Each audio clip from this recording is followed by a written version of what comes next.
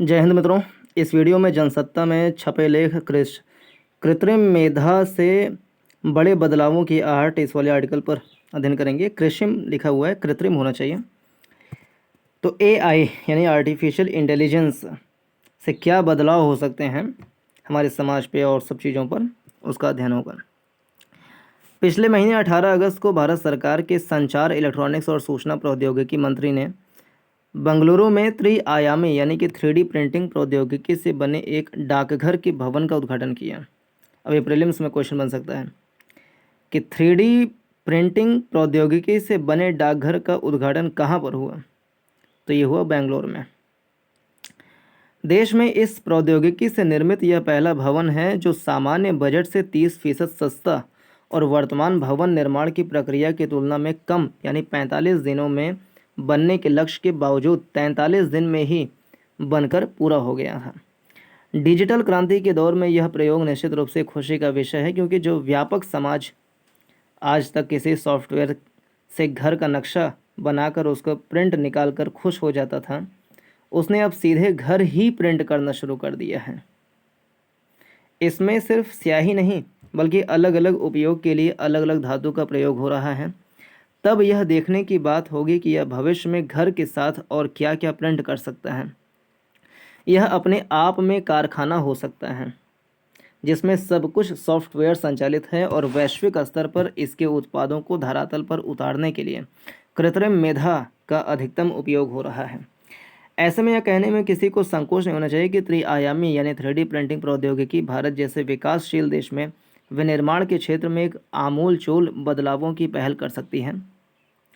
जाहिर है इसमें लागत और समय दोनों कम लगेंगे, साथ ही सुदूर और दुर्गम स्थानों पर विनिर्माण का काम न्यूनतम जोखिम के साथ संपन्न किया जा सकता है। ढांचागत विकास के साथ ही यह प्रौद्योगिकी लघु और कुटीर उद्योग को नया रूप दे सकती है।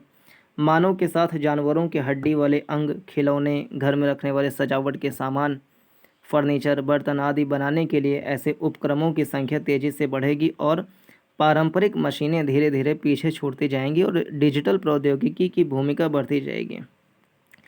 उत्पादों के डिज़ाइन और स्वरूप में विविधता और आकर्षण और अधिक बढ़ेगा।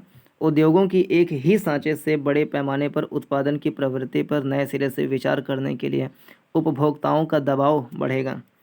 ऐसे में कृत्रिम मेधा आधारित 3D प्रिंटिंग की एक नई औद्योगिक क्रांति के आधार बनने की पूरी संभावना है।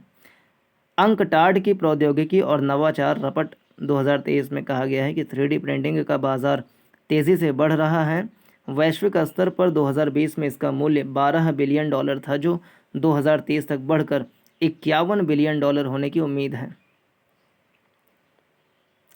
साथ ही यह उद्योग कुल मिलाकर 3 से 5 मिलियन नई कुशल नौकरियां पैदा करेगा। इस क्रम में सहायक नौकरियों की भी मांग तेज़ी से बढ़ रही है, क्योंकि उद्योग को इंजीनियरों, सॉफ्टवेयर विकासकर्ता, सामग्री वैज्ञानिकों के साथ बिक्री, विपणन और अन्य विशेषज्ञों की आवश्यकता पड़ेगी। कृत्रिम मेधा एक माध्यम है। इसका उपयोग समाज और व्यक्ति के कमोबेश सभी पहलू में हो सकता है। वर्तमान में जिन क्षेत्रों में इसका उपयोग नहीं दिख रहा है, इसमें इसका उपयोग भविष्य में नहीं होगा। यह बात शायद ही कोई समझदार व्यक्ति स्वीकार करे।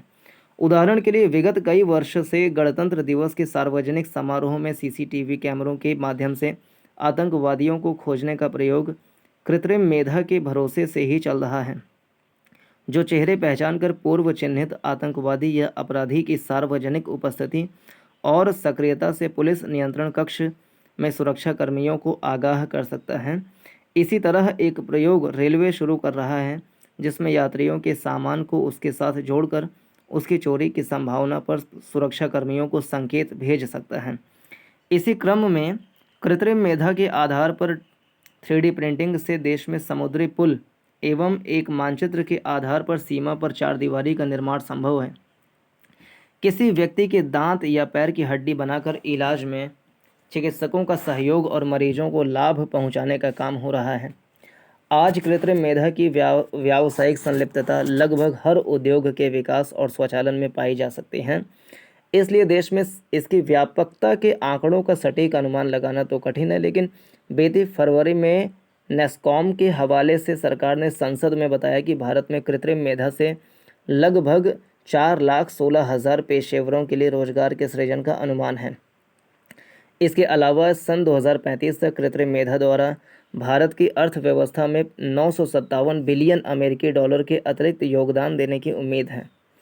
इसके वर्तमान वैश्विक बाजार में 2020 की तुलना में 2021 में निजी निवेश 103% बढ़कर 96.5 बिलियन डॉलर हो गया था।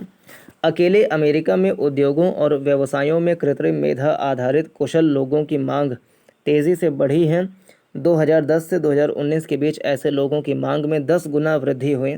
हालांकि भारतीय संदर्भों में इससे सतर्क होने की भी आवश्यकता है, क्योंकि इन स्थितियों में कुशल कामगारों की ज़रूरत तो बनी रहेगी, लेकिन अकुशल कामगारों के रोज़गार का संघर्ष और बढ़ेगा।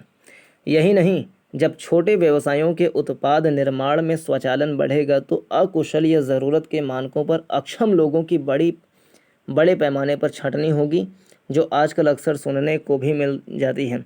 यह नहीं भूलना चाहिए कि यातायात के तमाम साधनों के बीच आज भी कोलकाता में हाथ से खींचने वाला रिक्शा इसी तर्क पर बना हुआ है कि ऐसे रिक्शा चालकों की कुशलता इसी कार्य में सर्वोत्तम है। यह उनके जीवन भरण का एकमात्र साधन के साथ मजबूरी भी है। एक माध्यम के तौर पर कृत्रिम मेधा का नकारात्मक उपयोग भी समानांतर रूप से चल रहा है। त्रिआयामी यानी 3D प्रिंटिंग प्रौद्योगिकी की सहायता से हम फॉरेंसिक साक्ष्य तैयार कर सकते हैं। कृत्रिम मेधा से उनका तथ्यगत विश्लेषण कर सकते हैं, जिनसे अपराध को रोकने में सहायता मिल सकती है। लेकिन इन्हीं माध्यमों से शातिर अपराधों को भी बढ़ावा मिल रहा है। सेंसर आधारित ड्रोन से किसी मरीज तक जल्दी से दवा पहुंचाई जा रही है, लेकिन ऐसे ही ड्रोन से हथियारों और नशा की सामग्रियों की अंतर्राष्ट्रीय तस्करी आज एक चुनौती बनकर उभरी है।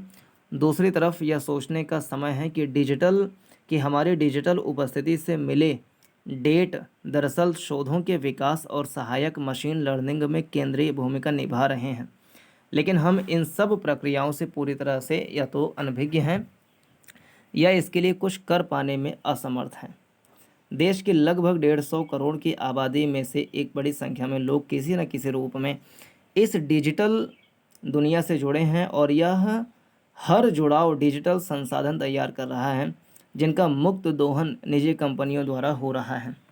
ध्यान रखने बात है कि डिजिटल दुनिया में नित्य बदलाव हो रहे हैं, लेकिन इसके नियमन का काम आज भी सन 2000 में बने नियम से काम चलाया जा रहा है, IT एक्ट 2000 का। हालांकि अभी संसद से डिजिटल व्यक्तिगत डेटा संरक्षण अधिनियम 2023 पास हुआ है, जिसमें भारतीय डेटा संरक्षण बोर्ड बनाने की बात हुई है। यह बोर्ड कैसे भारतीय डिजिटल डाटा का संसाधन और निजता की सुरक्षा करता है, यह तो समय बताएगा, लेकिन कृत्रिम मेधा से तेजी से बन रहे बाजार में हमारी मौलिक भागीदारी किस रूप में हो रही है, यह विचारणीय है, ताकि विश्व में सबसे बड़ी आबादी और सबसे अधिक इंटरनेट डाटा खपत करने वाले देश के रूप में हमारी भूमिका सिर्फ मजदूर या खरीदार तक ही सीमित न रहे। अगर आज इन उपायों पर तेज़ी से अमल नहीं किया गया तो यह न तो समय के साथ न्याय होगा और न ही हमारी क्षमताओं की अलग से कोई वैश्विक पहचान होगी। तो ये रहा इस वीडियो का डिस्कशन। नमस्कार, जय भारत।